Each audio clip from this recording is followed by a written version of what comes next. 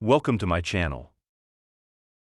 Linksys is the web interface that allows you to change Wi-Fi password, network name, and default router settings at http://linksys.smartwifi.com. How to log into Linksys Smart Wi-Fi. Open a browser and type linksys.smartwifi.com in the address bar. Enter the email address and password and click Login.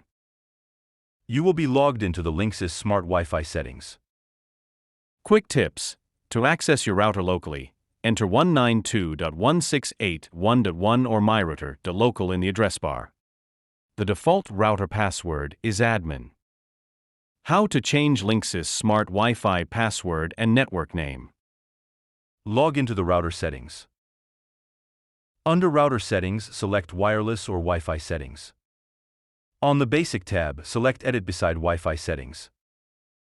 Enter the Wi-Fi network name in the Wi-Fi name or network name SSID field. Enter the Wi-Fi password in the Wi-Fi password field. Click Apply then OK to save the changes. Thank you for watching.